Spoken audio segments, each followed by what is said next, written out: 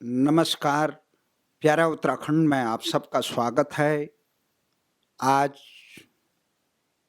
खबर है कि 82 वर्षीय मुलायम सिंह यादव का निधन 10 अक्टूबर 2022 को गुरुग्राम के वेदांता अस्पताल में हो गया। ये प्रकृति का नियम है, जिसने जन्म लिया उसकी मृत्यु अटल है।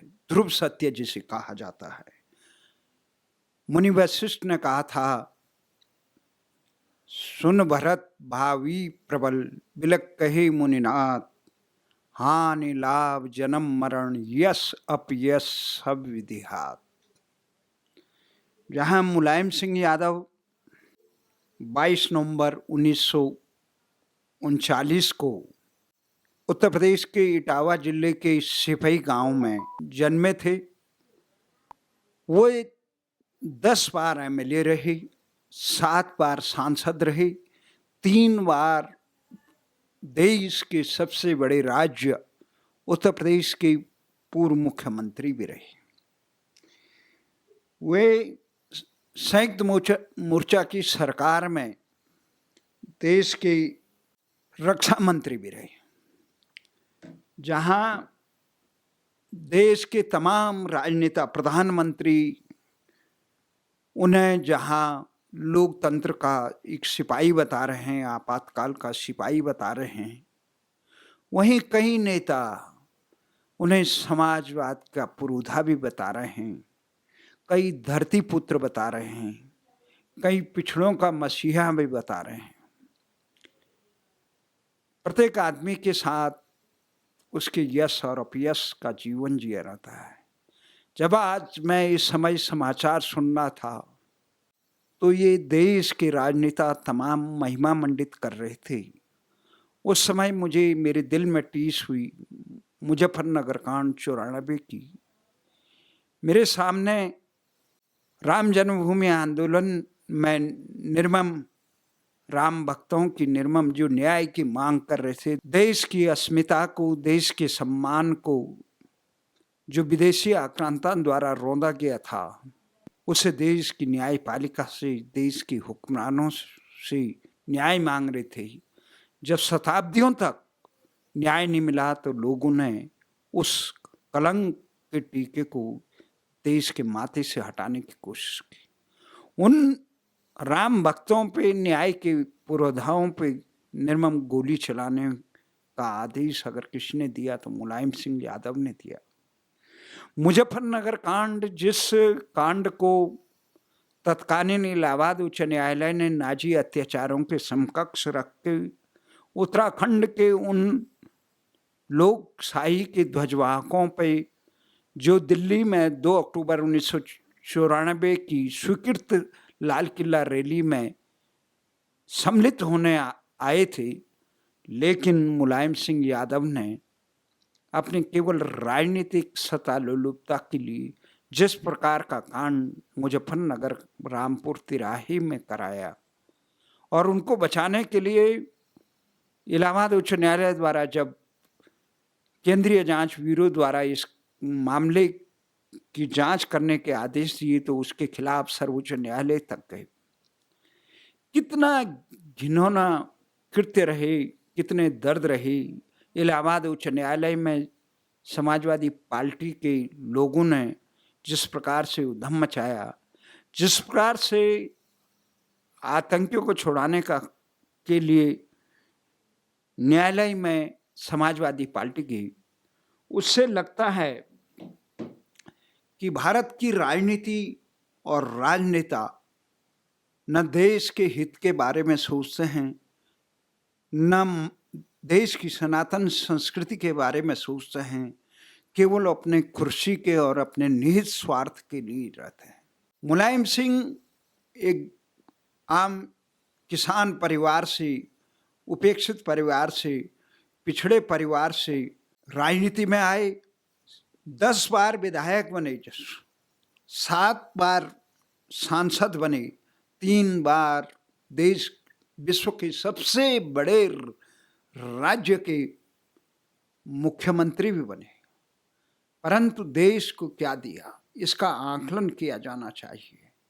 हमारे यहाँ ये ठीक है कि उन्होंने अपनी राजनीति से देश में पिछड़े वर्ग की अलग जगाई, परंतु पिछड़ा वर्ग देश को जातिवादी भागों में बांटना, जो भी गरीब, उपेक्षित, शोषित हो उसको न्याय मिलना चाहिए, उसको उसका हक मिलना चाहिए। किसी को भी किसी भी जाति धर्म के आधार पर शोषण का अधिकार न हो, पर लेकिन किसी भी राजनेता को यह अधिकार नहीं है कि वो अपनी सत्ता लोलुपता के लिए देश को जातिवाद और संकीर्ण तुष्टिकरण के दायरे में ले जाए। इस नजरिए से मुलायम सिंह जहां लोहियावादी रहे, वो भारतीय भाषाओं के पक्षधर रहे, हिंदी के ध्वजवाहक रहे, वो उत्तराखंड राज्य गठन के पक्षधर रहे। 94 से पहले, मुजफ्फरनगर कांड से पहले उन्होंने उत्तराखंड राज्य गठन की पहल की, उन्होंने राजधानी गैरसैंण के लिए पहल की। हमने उनका स्वागत किया, भारतीय भाषाओं हिंदी के बड़े पक्षधर थे।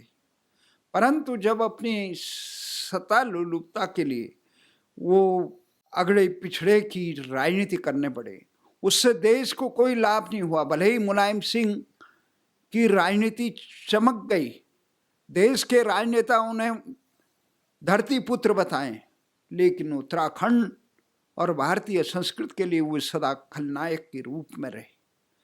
वो माफी नहीं मांग पाए उत्तराखंडियों से, वो राम भक्तों से माफी नहीं मांग पाए। ये सही है कि कोई कानून का तोड़े तो उसे दंड मिलना चाहिए, पर न्यायपालिका के दर पर जब दशकों तक कोई मामला लटका रहे, न्याय न करे और अन्याय को मजबूत करने का काम करे, तो जनता के पास क्या है। गुरु तेग बहादुर जी ने कहा था, समय पे न्याय न होना ही अन्याय के बराबर है। हमारी संस्कृति में ये बताया गया है, परित्राणाय साधूनाम विनाशाय च दुष्कृताम धर्म संस्थापनार्थाय संभवाम युगे युगे। अपने स्वार्थ को छोड़कर हमेशा जगत के कल्याण के लेकर भारत के हित में सोचते। ये जातिवाद का चोला मैं धन्यवाद करना चाहता हूं लालू यादव को, जिन्होंने उन्हें प्रधानमंत्री नहीं बनने दिया। मुलायम सिंह पे ये अवसर था, उन्होंने लोहिया के आदर्शों पे आगे पथ चिन्ह बनाया। समाज में बड़ी स्वीकृतियां थी। वो भले ही अखाड़े के पहलवान रहे, पर राजनीति के भी धुरंधर रहे, परंतु महाकाल का जब दंड चला तो वो तमाम उनके सांसद होने के बाद भी वो देश की राजनीति में किस प्रकार उपेक्षित रहे। ये सप्रंग सरकार के काल में वो अपने दंश को न छुपा पाए, दर्द को। वो ये कहते थे 4 सांसद वाला हवाई जहाज चला रहा है कोई, इतने सांसद वाला, लेकिन 20 से 21 सांसदों के बावजूद मेरी उपेक्षा हो रही है। इस समय हमें यही कहना है, किसी की मृत्यु पे ज़्यादा, परंतु ये एक विवेचना होनी चाहिए कि देश के हित में क्या काम किए गए। केवल सत्ता पे आसीन रहकर देश को जातिवादी और तुष्टिकरण की राजनीति में धकेलने से राष्ट्र का न भला हुआ। हाँ, कुछ लोगों का हो सकता है, कुछ समुदाय का भला हो सकता है, लेकिन राष्ट्र के हित में, मानवता के हित में उनके पास अवसर था एक महानायक बनने का, वो नहीं कर पाए। और देश के तमाम राजनेता जो आज घड़ियाली आंसू बहा रहे हैं, वो सब अपने कृतियों पर पर्दा डालने के लिए एक दूसरे को महिमा मंडित करते हैं, ताकि कल जाने के बाद उनके कुकर्मों को, उनके कृतियों पर समाज अंगुली न उठाए और कहे जो चले गया उसको नमन करते हैं। नमन तो मृत्यु तो साक्षात परमात्मा की एक धरोहर होती है, जीव का एक अपने सत्य से आभास होता है। परंतु मुलायम सिंह की मृत्यु से हमें यही एक सीख लेनी चाहिए, जो अवसर हमें मिला है देश के राजनेताओं को, प्रत्येक जीव को हमें ये कहना कि विद्या विवादाय धनम मदाय शक्ति परेशान परपीडनाय खलस्य साधोर विपरीत मैदे ज्ञानाय दानाय चिरक्षणाय। हमें इस देश को मजबूत बनाने के लिए काम करना चाहिए, जैसे पुतिन कर रहे हैं, जैसे जापान ने अपने राष्ट्र को मजबूत किया, जैसे इस्राइल ने अपने राष्ट्र को मजबूत किया। आज भारत में अंग्रेजों द्वारा बोई गई इस प्रकार की तुष्टिकरण और अवसरवादी राजनीति के कारण भारतीय जनमानस जातिवाद, क्षेत्रवाद, संप्रदायवाद के उसमें बटा हुआ है। कोई अल्पसंख्यक, कोई बहुसंख्यक। एक भारतीय की पहचान हम देश को नहीं दे पाए। भारत की भाषाओं को, जिसके लिए मुलायम सिंह आवाज उठाते थे, उसको नहीं दे पाए। इसका मुख्य कारण है देश के राजनेता अपने संकीर्ण स्वार्थ के लिए देश को क्षुद्र दायरे में बांटकर अपने हितों के स्वार्थ करते हैं। हम अंग्रेजी की गुलामी को सहज स्वीकार करते हैं, लेकिन भारतीय भाषाएं देश के सभी राज्यों में अपनी अपनी भाषाओं में राज मिले, इसके लिए कहीं काम नहीं होता है। अंग्रेजी की गुलामी हो, भारत की भाषाओं में कहीं शिक्षा मिले, इसके लिए काम करने के लिए तैयार नहीं है। रोजगार मिले, जब तक भारतीय भाषाओं में शिक्षा को रोजगार और न्याय और शासन से नहीं जोड़ा जाएगा, तब तक देश में भारतीय भाषाएं उपेक्षित रहेगी। मुलायम का भी सपना था, वो इंटर कॉलेज के अध्यापक रहे और बहुत मजबूती से भारतीय भाषाओं के पक्षधर रहे, परंतु क्या करें, जब उस सत्ता के शिखर में उनकी पहचान थी, उनकी पकड़ थी, वो उस व्यथा को मिटा नहीं पाए। हमें यही सीख लेनी चाहिए, देश का राजनेता देश के हित में कितना काम करता है, मर्यादाओं के लिए कितना काम करता है, सनातन संस्कृति के लिए कितना काम करता है। आज मैं देख रहा हूँ देश के तमाम राजनीतिक, चाहे अटल बिहारी वाजपेयी से लेकर मोदी का राज हो, यहाँ पे गांधी के सपनों की भारतीय भाषाओं का कितनी उपेक्षाएं हो रही है। देश में अंग्रेजी का वर्चस्व बना रखा है। यहाँ पे हम देख रहे हैं राजस्थान में किस प्रकार से गांधीवाद के नाम पर गांधी की सपनों की निर्मम हत्या, जिन गांधी ने कहा था कि कह दो दुनिया से कि गांधी अंग्रेजी नहीं जानता है, आज उन राजस्थान में आदर्श विद्यालयों के नाम पर, गांधी विद्यालयों के नाम पर प्राथमिक शिक्षा से अंग्रेजी की शिक्षा देने का काम किया जा रहा है। वहीं अटल के नाम पर जो भारतीय भाषाओं के पुरोधा थे, भारतीय जनता पार्टी के वर्तमान राज्य सरकारों में आदर्श अटल विद्यालय बनाकर अंग्रेजी की शिक्षाएं दी जा रही है। गो हत्या पर प्रतिबंध लगाने का काम नहीं किया जा रहा है। देश में आतंकवाद की कमर तोड़ने का काम नहीं किया जा रहा है। देश में आतंकियों को, अलगाववादी ताकतों को मजबूती से नहीं रौंदा जा रहा है। केवल अपने सत्ता स्वार्थ के लिए उन पे चुनाव के आसपास ही उनको घुमाया जाता है, जबकि ये होना चाहिए जिन लोगों ने देश का विभाजन कराया, चाहे वो मुस्लिम लीग हो, चाहे अन्य पार्टियां हो, उस पार्टियों से मिलते जुलते नाम को भी किसी भी पार्टी को देश में राजनीति करने का अधिकार नहीं होना चाहिए। देश की न्यायपालिका हो, कार्यपालिका या विधायिका हो, सबको देश की सनातन संस्कृति की, भारत में लोकशाही का प्रतीक ही सनातन संस्कृति है। जिन राज्यों में सनातन संस्कृति के लोग अल्पसंख्यक हो गए, वहाँ लोकतंत्र नहीं है, वहाँ पे चरमपंथी अपने हिसाब से शासन चलाते हैं। कोई कहता है रविवार को चुनाव का मतगणना तक नहीं होगा, कहीं इस प्रकार के है कि शरीयत के नाम से चलेगी। जब पाकिस्तान बन गया तो इस देश में तुष्टिकरण के लिए एक रत्ती भर भी जगह नहीं होनी चाहिए। और जो भी राजनेता पार्टियां इस प्रकार के तुष्टिकरण देश के किसी भी नागरिक, किसी संप्रदाय का हो, किसी भी जाति का हो, उसे हर अवसर की समानता होनी चाहिए, उसके सम्मान की रक्षा होनी चाहिए। और देश की सरकार को ये देखना चाहिए भारत में किस प्रकार के संकट हो।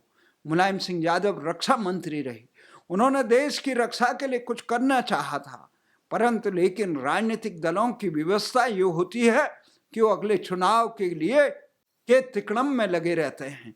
आज चुनाव किस प्रकार से हो गया केवल जातिवाद को छोड़कर और किसी पे नहीं होता।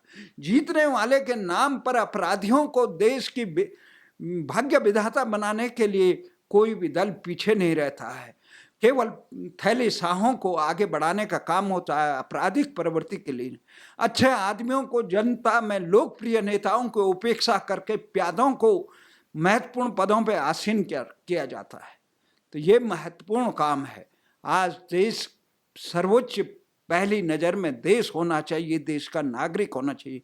देश के नागरिक की ये पहचान आज हम नहीं दे पाए।